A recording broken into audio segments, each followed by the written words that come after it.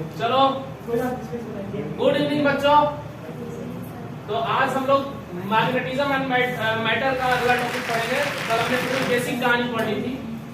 Basic में हमने ये पढ़ा था कि मैग्नेट होता क्या है, किस तरह के मैग्नेट होते हैं, है ना। मैग्नेटिक फील्ड क्या होता है, मैग्नेटिक फील्ड के बाद मैग्नेटिक फील्ड लाइंस क्या होती है, उसकी प्रॉपर्टी क्या है, ये सारी कहानी कल हमने डिस्कस कर ली थी, बेसिक जितनी प्रॉपर्टी है। आज थोड़ा सा मैग्नेट को और स्टडी करेंगे और उसके फील्ड के बारे में पढ़ेंगे कि बार मैग्नेट की वजह से फील्ड कैसा होता है ना। क्या हम जैसे इलेक्ट्रोस्टैटिक्स में एक्सियल पॉइंट पे इलेक्ट्रिक फील्ड निकालते थे, क्या मैग्नेट की वजह से भी होगा, उसके इक्वेटोरियल पॉइंट पे क्या मैग्नेट की वजह से भी होगा, ये सारी चीजें आज पढ़ने वाले हैं, है ना। तो चलो शुरू करते हैं।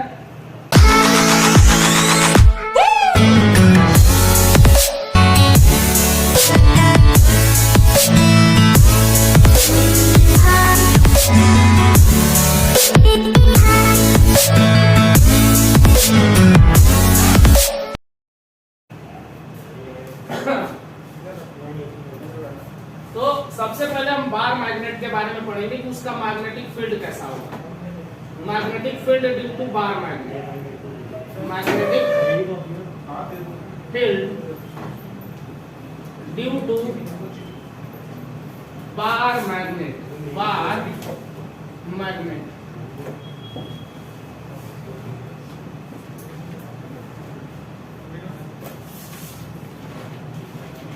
तो बार मैग्नेट की वजह से सबसे पहले हम समझ लें मैग्नेटिक फील्ड कैसा होता होगा।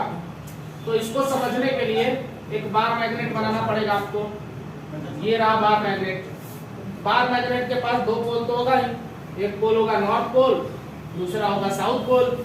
हमने बोला north pole generally positive charge वहां पे जैसा होता था, वैसे नॉर्थ पोल को जनरली पॉजिटिव माना जाता है, साउथ को निगेटिव। देखो हम इसके पोल के एक इंडिविजुअल स्ट्रेंथ की बात करते हैं, पोल स्ट्रेंथ। क्या नाम है? पोल स्ट्रेंथ, जिसको हम m से डिनोट करते हैं। तो पहले समझ लो पोल स्ट्रेंथ।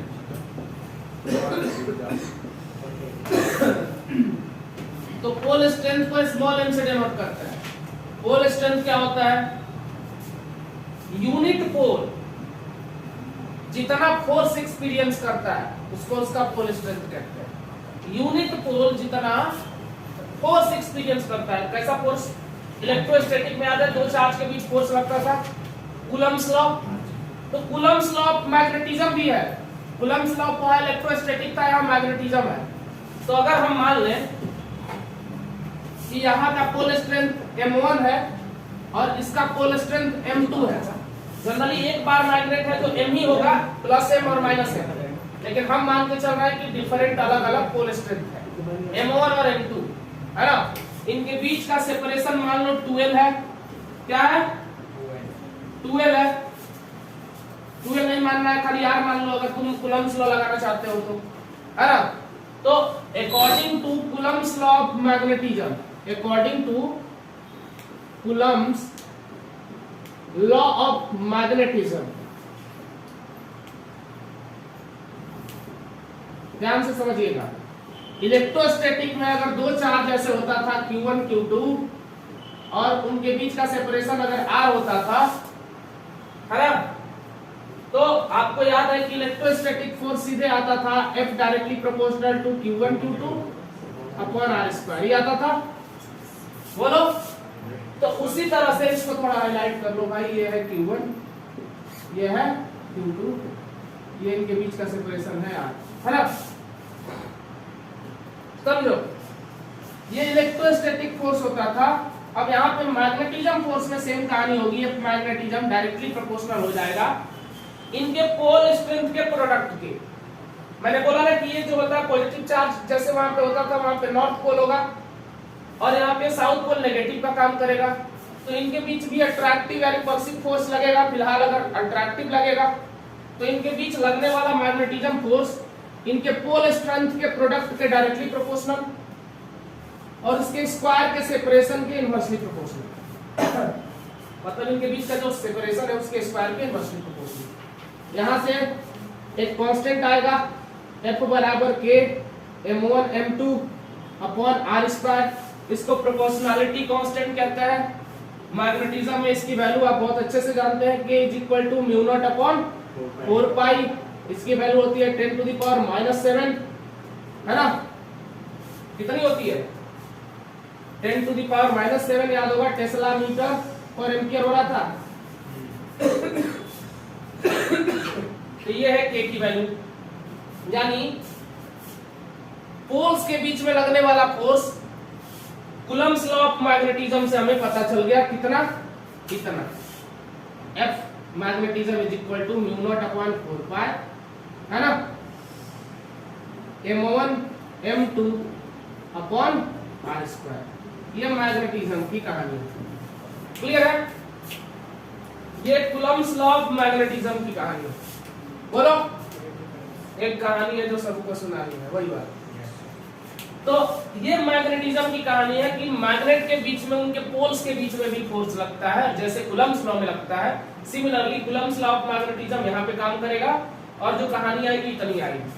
हमने बोला पोल स्ट्रेंथ क्या होता है, तो यूनिट पोल, हमने बोला यूनिट पोल जितना फोर्स एक्सपीरियंस करता है, जैसे मान लो मैं बोलूं यूनिट नॉर्थ पोल, तो यूनिट नॉर्थ पोल जितना फोर्स एक्सपीरियंस करेगा, कितना फोर्स एक्सपीरियंस करेगा, जरा बताओ।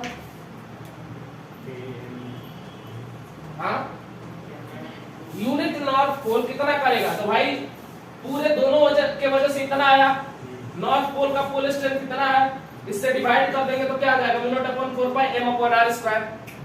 वही इसकी फील्ड स्ट्रेंथ है, और फील्ड स्ट्रेंथ का मतलब इसकी मैग्नेटिक फील्ड की वैल्यू भी इतनी होगी। क्लियर है?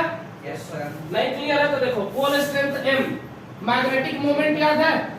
सबसे पहले magnetic moment due to circular loop समझ लो। मैग्नेटिक मोमेंट कितना होता है बताओ? पिछले बार में भी बता चुके हैं, बार मैग्नेट की वजह से मैग्नेटिक मोमेंट, दोनों में से एक पोल स्ट्रेंथ m और उनके बीच का सेपरेशन का जो प्रोडक्ट होता है उसको हम मैग्नेटिक डायपोल मोमेंट कहते हैं कि नहीं, बताओ? यस कहते हैं।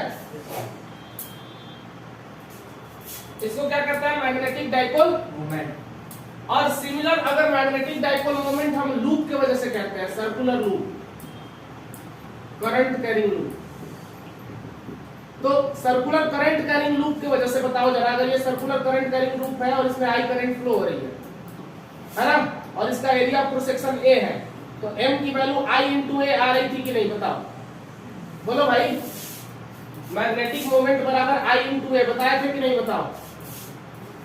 मैग्नेटिक मोमेंट यहां से कितना आ रहा है, एम्पियर मीटर स्क्वायर, यानी कि ये जो यूनिट है वो किसमें है, एम्पियर मीटर स्क्वायर। ध्यान से देखना, हमें ये चाहिए मैग्नेटिक पोल स्ट्रेंथ या magnetic strength m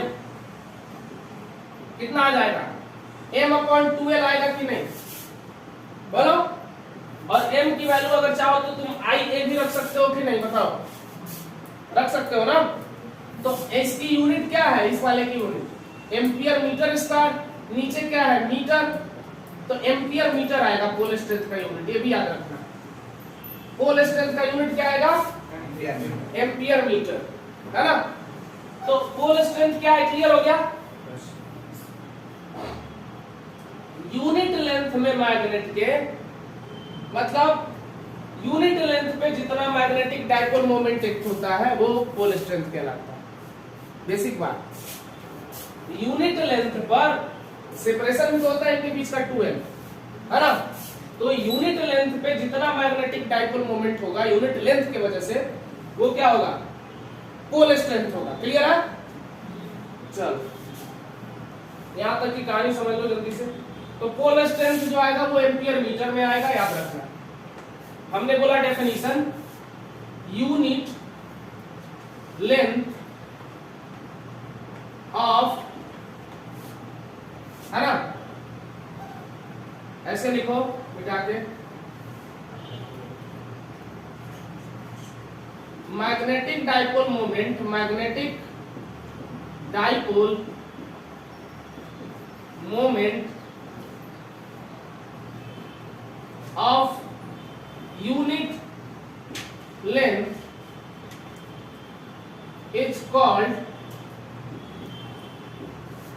pole strength, pole strength, है ना। इसकी यूनिट क्या थी पोल स्ट्रेंथ की? एम्पियर मीटर, याद रखो। मतलब यूनिट लेंथ के मैग्नेटिक डाइपोल मोमेंट को हम लोग क्या कहते हैं? पोल स्ट्रेंथ कहते हैं। क्लियर है? अब एक चीज और याद रखो, इलेक्ट्रोस्टैटिक में इलेक्ट्रिक फील्ड याद है? फोर्स पर यूनिट चार्ज। फोर्स पर यूनिट चार्ज को किसी पॉइंट पे हम इलेक्ट्रिक फील्ड कहते थे। तो यहाँ पे मैग्नेटिज्म में फोर्स पर यूनिट पोल स्ट्रेंथ को मैग्नेटिक फील्ड कहेंगे, क्योंकि यहाँ पे चार्ज की जगह पे पोल स्ट्रेंथ है। M1 M2 ये M नॉर्थ पोल का पोल स्ट्रेंथ है, M2 साउथ पोल का पोल स्ट्रेंथ है। और जनरली एक मैग्नेट होगा तो ये M1 M2 नहीं होगा, ये हो जाएगा प्लस M और ये हो जाएगा माइनस M, है ना। यहाँ पे कहानी अगर M1 M2 आपस में बराबर आ जाएगी तो सीधे क्या हो जाएगा? M स्क्वायर हो जाएगा। बोलो समझ पा रहे हो कि नहीं? सारी चीजों को भैया समझना है, हम रट के कुछ नहीं पढ़ेंगे, है ना। है ना। मौसम बढ़िया जा रहा है तो बादी में कहीं घूमने निकल जाना संडे मंडे को, है ना। आसपास कोई जगह नहीं घूमने लायक हो, बढ़िया घूमने जाओ और वहां पे कहीं पत्थर वत्थर हो तो वहां पे ऐसे दिल बनाओ, उसमें लिख दो रमेश संग पूजा, जो भी नाम हो, है ना। ऐसे ऐसे लिख दिया। हम हेमंत कहने वाले थे, अच्छा वो नहीं कहा, है ना। तो कह दे पर कर दिए, कोई बात नहीं। तो मतलब ऐसा होता है, तुम लोग देखे नहीं हो कहीं पे, तुम सोचोगे कि हम बहुत एकांत जगह जा रहे हैं और वहां पे देखोगे जंगल वंगल में तुम कभी घुस जाना, कभी एकदम अकेले सुनसान जंगल में। हमको तो ये नहीं समझ में आता, हम पहली बार वहां पे गए थे मसूरी में, क्रैम्पटी फॉल, हम देख रहे हैं भाई वो आसमान में सबसे ऊंचा पत्थर है, वहां पे जाके किसी ने दिल बना के लिख दिया ना। हम सोच ही नहीं पा रहे भाई यहाँ पे कौन इतना काहे पगलाया था कि वहां उतना ऊंचा जाके लिखा, है ना। लोग पत्थरों पे नाम लिख रहे हैं, पेड़ पे नाम लिख रहे हैं, है ना। सोचो, और नहीं होता है, जो लोग लिखते हैं उनका कभी नहीं मिलन हो पाता है भाई, मैं गारंटी दे रहा हूँ। 1% लोग को छोड़ दो, है ना। और हमको तो टैटू वाला बुरा लगता है, टैटुआ कैसे हटवाते होंगे जो हाथ पे टैटू बनवा रहे हैं, है ना। टैटुआ इसलिए बोलती है थोड़ा बिहारी है ना भाई, है ना, टैटुआ हो जाएगा। तो ये कहानी है। चलो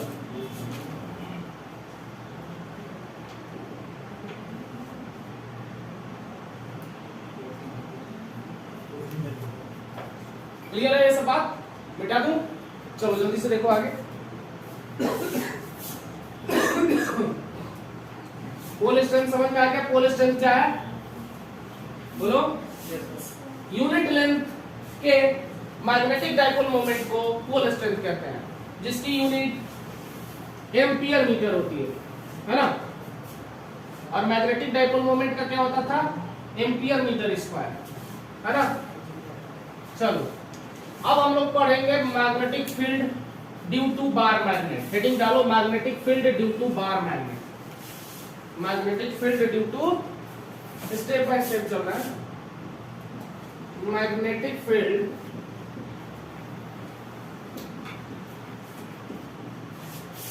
due to bar magnet. Magnetic field due to bar magnet. Bar magnet की वजह से मैग्नेटिक फील्ड कैसा होता है देखते हैं। ये हमारा रहा बार मैग्नेट, है ना।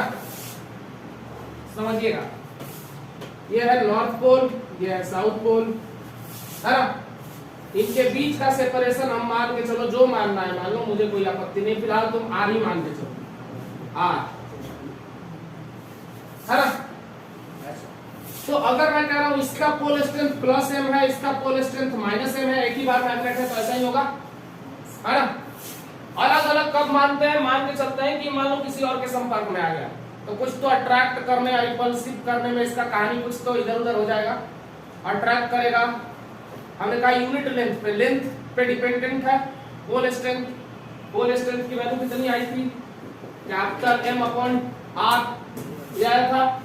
देखो आर की वैल्यू घटाओगे तो पोल स्ट्रेंथ की वैल्यू बढ़ेगी, वही मैग्नेटिक डाइपोल मोमेंट की वैल्यू बढ़ा दोगे तो पोल स्ट्रेंथ भी बढ़ जाएगी, है ना। तो इससे ये साबित होता है कि अगर हम उसके कुछ लेंथ के साथ छेड़छाड़ करेंगे ना तो पोल स्ट्रेंथ बढ़ेगा और घटेगा। कम करोगे लेंथ ज्यादा हो जाएगा पोल स्ट्रेंथ, है ना। तो कई बार ये दूसरे अगर चुंबक के इंटरेक्शन में आ गया, मतलब इसके क्या बोल संपर्क में आ गया, जैसे तुम बहुत सीधे साधे गांव में चले गए, वो भी हमारे गांव में, हमारे गांव के इतने छोटे छोटे लड़के तुमको बीड़ी पीना सिखा देंगे, है ना, और बहुत अच्छी अच्छी चीजें सिखा देंगे तुमको, मतलब बहुत फेमस है हमारे गांव के लड़के। तो कुल मिला के,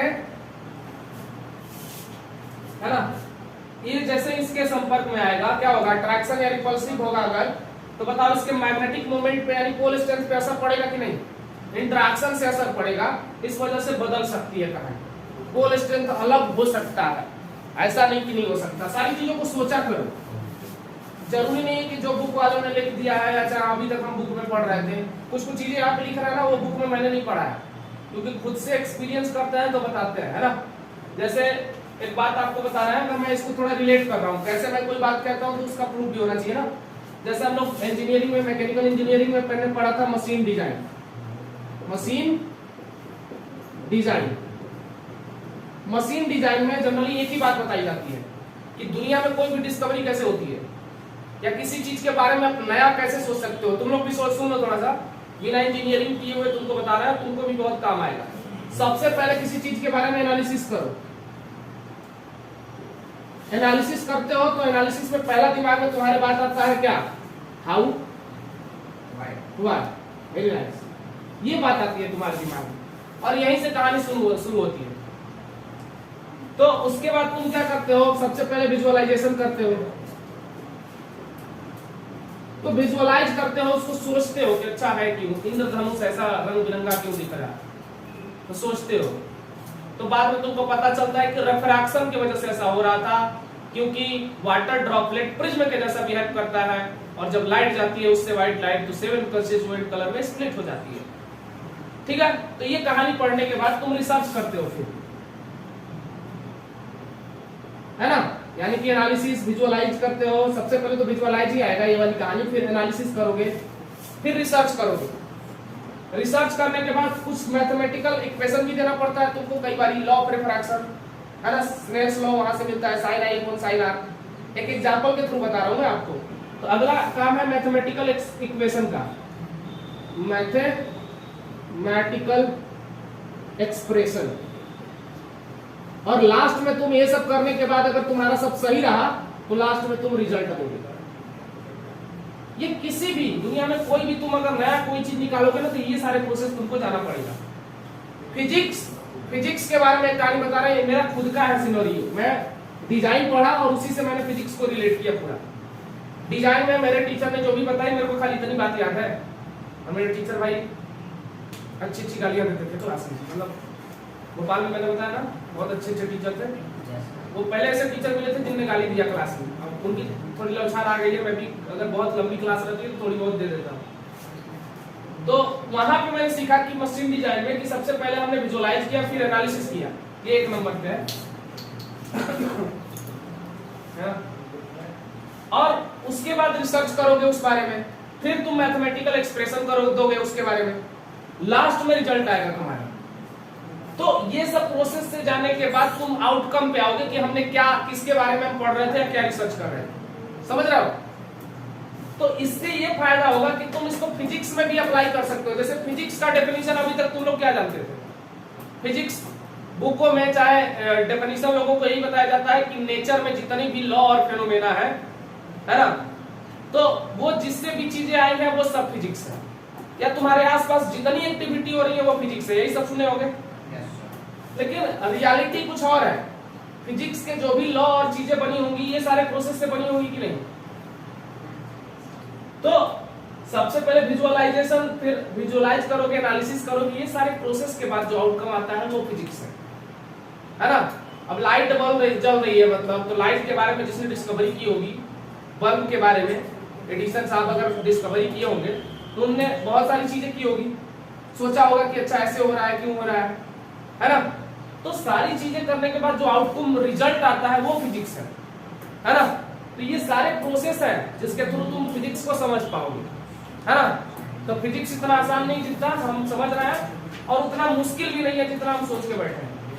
अगर हमारा एकदम क्लियर है कि हमें फिजिक्स समझना है तो बहुत अच्छे से आएगा। हाँ, थोड़ा सा विजुअलाइज करना पड़ेगा और एनालिसिस करना पड़ेगा। जरूरत पड़े तो थोड़ा रिसर्च भी करो, है ना। अपना बढ़िया कोई मशीनों से तोड़ ताड़ के बनाते रहो घर का, रेडियो टेप वगैरह, है ना। तो इससे थोड़ी सी चीजें क्लियर होती जाएगी। फिजिक्स की एक्टिविटी करो, चीजों को समझो। और एक्टिविटी आजकल स्कूलों में बहुत कम कराया जाता है। थियोरेटिकल नॉलेज सब दे रहा है, एक्टिविटी कोई नहीं करा रहा, है ना। तो एक्टिविटी ज्यादा इंपॉर्टेंट है। इस कहानी से इसका क्या तात्पर्य था, समझे? हाँ? नहीं समझे?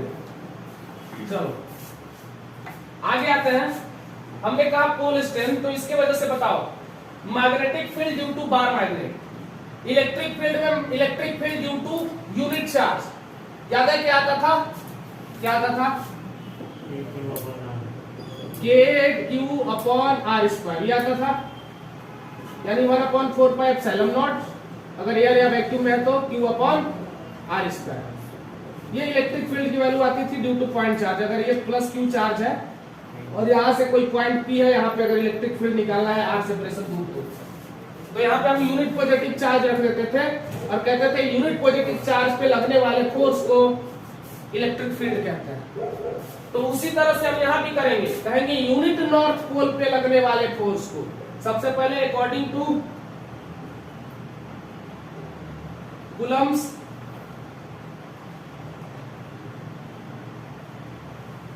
कूलम्स लॉ ऑफ मैग्नेटिज्म क्या आएगा? मैग्नेटिक फोर्स पहले बताओ कितना आएगा? μ0 अपॉन 4π, थोड़ी देर पहले बताया था। m1 m2 करोगे तो क्या हो जाएगा? m स्क्वायर, इनके बीच का सेपरेशन r स्क्वायर। अब हमने बोला यहाँ पे देखो, यहाँ पे जो इलेक्ट्रिक फील्ड की वैल्यू होती है वो होती है F अपॉन Q।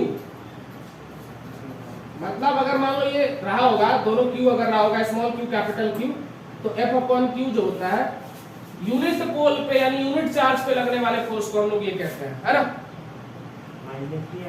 क्या माइनस आएगा? यहाँ पे माइनस आएगा, मैग्नीट्यूड लेते हैं हमने, कब कहा डायरेक्शन लेते हैं, है ना। ये मैग्नीट्यूड का प्रोडक्ट है ना।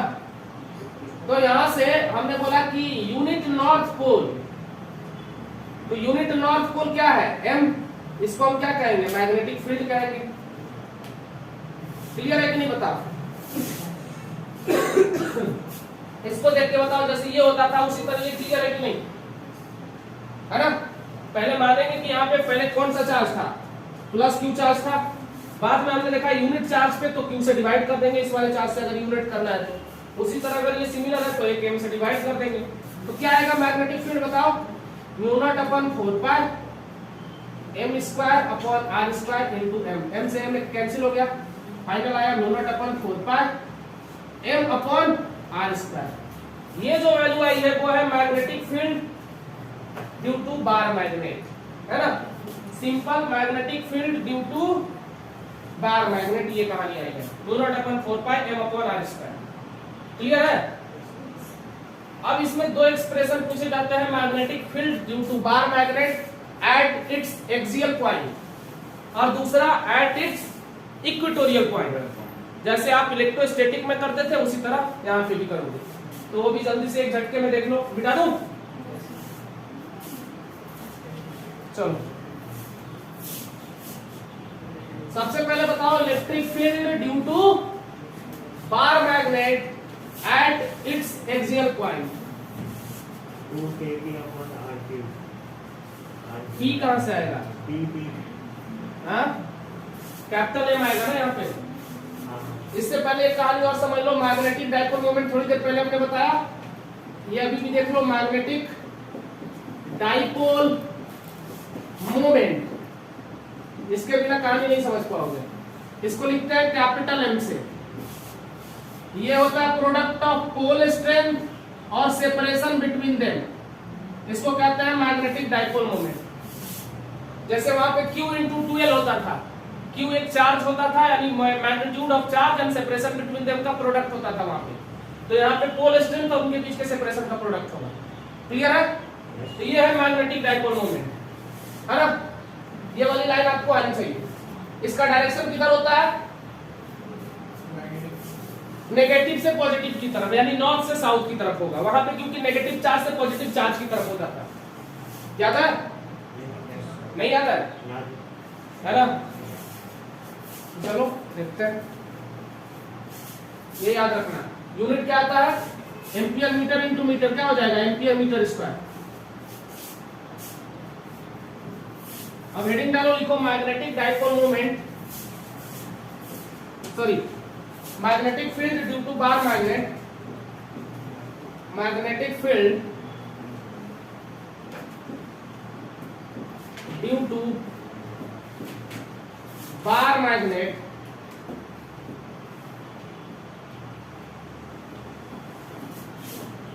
at its axial point, axial point,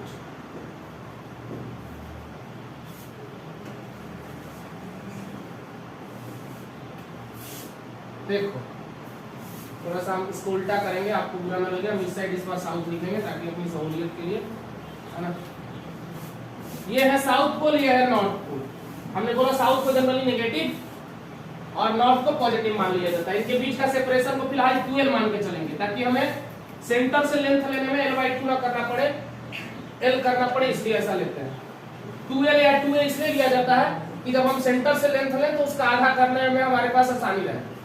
ये इसका सेंटर है, मैग्नेटिक इक्वेटर मान लो ये है ना, इसका सेंटर है यहाँ से। तो बताओ सेंटर से ये वाली लेंथ कितनी होगी? l। ये वाली लेंथ कितनी होगी? l। बहुत अच्छे, सब समझ में आएगा।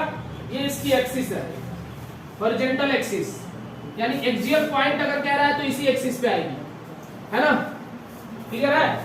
मान लो इसके सेंटर से r डिस्टेंस पे, एक्सियल पॉइंट पर, मतलब एक्सिस पे कोई पॉइंट P है। कहां से कहां है? है ना। इसके सेंटर से, बार मैग्नेट के सेंटर से r डिस्टेंस पर कोई पॉइंट P है इसके एक्सिस पे, जहां हमें मैग्नेटिक फील्ड निकालनी है ना। क्लियर है? लिखो टेकिंग अ बार मैग्नेट, है ना, having pole strength plus m and minus m, है ना। Separation between them is 12 at its axial point. P is a point which is r distance apart, which is r distance apart from the center. तो अगर हम r distance apart P point पे अगर magnetic field निकालेंगे तो क्या आएगा? P point पर जो मैग्नेटिक फील्ड आएगा, है ना, तो बताओ अलग अलग पोल के लिए अलग अलग आएगा कि नहीं? तो सबसे पहले हम यहाँ पे यूनिट पोल स्ट्रेंथ लेके चलेंगे, यूनिट पोल स्ट्रेंथ लेके चलेंगे।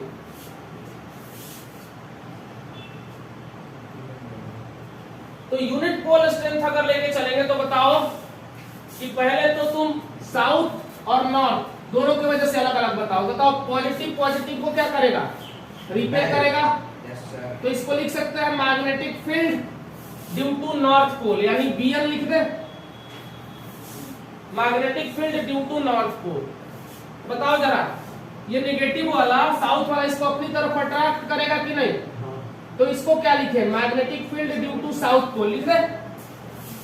अब बताना जरा नेट मैग्नेटिक फील्ड किसका ज्यादा होगा? Bn ज्यादा होगा कि Bs ज्यादा होगा? सोच के बताओ।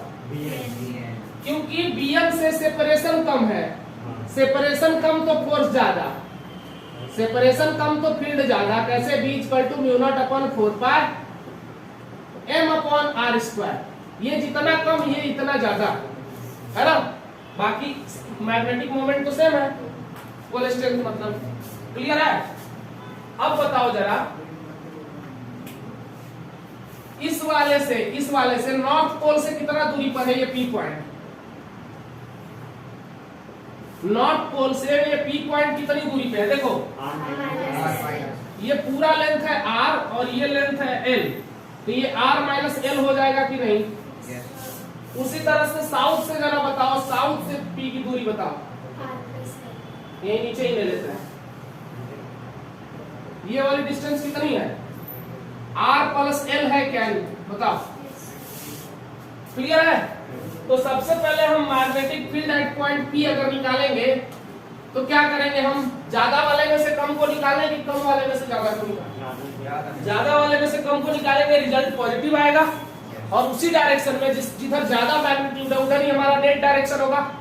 तो B एट पॉइंट P आएगा magnetic field due to north pole minus magnetic field due to, तो नॉर्थ की पहले बता दो कि रिजल्ट क्या होगा। Magnetic field due to north pole, magnetic field due to bar magnet इतना होता है ना? लिखो जरा Bn के लिए mu naught upon 4 pi m, magnetic moment का मैग्नीट्यूड ले लो m अपॉन r स्क्वायर। बताओ नॉर्थ वाले के लिए सेपरेशन कितना है? r माइनस l का होल स्क्वायर माइनस साउथ के वजह से बताओ mu naught upon 4 pi m upon बताओ r प्लस l का होल स्क्वायर। क्लियर है यहां तक? अब जरा इधर आ जाते हैं थोड़ा सा। म्यू नॉट अपॉन 4 पाई और m कॉमन है, हटा लो। Mu naught upon 4 pi into m common ले लीजिए। क्या आया? 1 अपॉन r माइनस l का whole square minus 1 upon r plus l का होल स्क्वायर। बोलो क्लियर है? एलसीएम लेना आता है? आता है तो बहुत अच्छी बात है यार, हम भी देखते हैं हमें आता है कि नहीं। तो ये एलसीएम अगर लेंगे तो प्लस माइनस वाला एक साथ आ जाएगा नीचे, r minus l into r plus l का होल स्क्वायर कर देंगे तो बुरा तो नहीं मानेंगे आप। जैसे ही इसके साथ लेंगे तो ये वाला कॉमन हो जाएगा और ये वाला मल्टीप्लाई में यानी r प्लस l का होल स्क्वायर ऊपर में चला जाएगा, माइनस ये जैसे ही आएगा तो क्या आ जाएगा? r माइनस l का होल स्क्वायर आ जाएगा। बोलिए यहां तक कुछ गलत तो नहीं करा? बोलिए a into B A minus B A plus B, A square minus B square formula पढ़ा आपने? a plus B into A minus B बराबर फॉर्मूला होता है a square minus B square. और उसके अलावा a प्लस बी का whole square और a माइनस बी का होल स्क्वायर भी देख लीजिए। a प्लस बी का होल स्क्वायर क्या होता है? a square plus 2ab plus b square, और a माइनस बी रहता तो a square plus minus 2ab plus b square, ऐसा होता। ये सारे रिजल्ट को इसमें रखिए जरा, देखिए आगे चलते हैं। Mu naught upon 4 pi common है, m भी है कॉमन, r प्लस l का होल स्क्वायर करेंगे क्या आएगा? r square plus l square minus plus 2rl आएगा। r square plus l square plus 2rl आएगा, a square plus b square के फॉर्मूला से, है ना? माइनस करिए, अब माइनस करेंगे तो देखिए r माइनस l का r square plus l square minus 2ab यानी 2 आएगा। देखो रख दे रहा है तो तुम लोग सोचते रह जाओगे r square plus l square minus 2rl। यहां तक क्लियर है कि नहीं बताओ? मैंने बस खाली इसका फॉर्मूला लिखा है, मैंने कुछ अपने से छेड़छाड़ नहीं किया इसमें। ये देख के बताओ a minus B into A plus B, A square minus B square होगा कि नहीं? यानी इसको नीचे वाले को हम सीधे लिख सकते हैं r square minus l square का पावर 2 लिख सकते हैं, है ना? अब जरा देख के बताओ ना, ये माइनस अंदर मल्टीप्लाई होगा तो ये माइनस, ये भी माइनस मल्टीप्लाई कर दूं, ये माइनस तो ये भी माइनस और ये वाला प्लस। बोलो तो ये इससे कैंसिल, ये इससे कैंसिल, कितना आ रहा है? 2rl प्लस 2rl 4rl आ रहा है। m इंटू 2l अगर मैं ले लूं तो वो होता है कैपिटल M। कैपिटल M बराबर क्या होता है? m इंटू 2l होता है। देखो जरा ऊपर आ रहा है mu naught upon 4 pi m into 4l into r कर दे रहा है ना? और 4l को मैं पहले ऐसे लिख दे रहा हूं 2 इंटू 2lr, है ना? m into 2l capital M होता है कि नहीं बताओ जरा? तो इसकी जगह पे कैपिटल M रख दूं, नीचे क्या आ रहा है? नीचे आ रहा है R square minus L square का पावर 2। क्लियर है? देखना भैया जरा, एक तो ये वाली कहानी देखना, m into 2l capital M होता है। एक और चीज समझ लो, अगर मैं कह रहा हूं कि r बड़ा है एज कंपेयर टू l, ये देखो बहुत बड़ा है ना, हमेशा ये बड़ा ही रहेगा, इस l के कंपेयर में r हमेशा बड़ा होगा, तो r स्क्वायर और ज्यादा बड़ा हो जाएगा कि नहीं? बोलो। तो इस केस में हम l को नेग्लिजिबल कर लेंगे, क्या कर लेंगे? 0 कर लेंगे। क्या कर लेंगे? ये जमसम नहीं है, ये रियलिटी है, ये इसके कंपेयर में बहुत ज्यादा रहता है ये, इस वजह से ये वाला 0 नियर अबाउट 0 मान लेते हैं। जैसे ही तुम l को 0 करोगे r का पावर 4 आ जाएगा कि नहीं? r का पावर 4 से एक r कैंसिल हो जाएगा कि नहीं? देखो क्या हो रहा है, देखते जाना। यहां फिर इससे सीधे ऊपर आ जाना, p एट पॉइंट p जो आ रहा है वो आ रहा है म्यू नॉट अपॉन 4 पाई। देखो m इंटू 2l को डायरेक्ट हमने m लिख दिया कैपिटल M, 2 और था साथ में तो 2m लिख दो, नीचे जो है आ रहा है r के पावर 4, ऊपर आ रहा है r, एक r से एक r कैंसिल, है ना? फाइनल रिजल्ट जो आ गया वो आ गया mu naught upon 4 pi 2m upon r cube, यानी magnetic field due to bar magnet at its axial point इतना आ रहा है, और डायरेक्शन उधर ही होगा जिधर डाइपोल का डायरेक्शन होगा, यानी साउथ से नॉर्थ। देखो इसका भी डायरेक्शन किधर आ रहा है? नेट साउथ से नॉर्थ की तरफ। क्लियर है? साउथ टू नॉर्थ डायरेक्शन, है ना? और ये याद करके बताओ, इलेक्ट्रोस्टैटिक में यही आया था, बस m की जगह पे क्या था? p था, क्योंकि इलेक्ट्रिक डाइपोल मोमेंट होगा। क्लियर है कहानी? लिख लो जल्दी, इसके लैंग्वेज वगैरह लिख लेना भैया कि एक बार मैग्नेट लिया हमने, बार मैग्नेट से सेंटर से r डिस्टेंस पे कोई पॉइंट p है एक्सिस पे, जहां पे हमें मैग्नेटिक फील्ड कैलकुलेट करना है ना? क्लियर है? चलो बहुत अच्छा।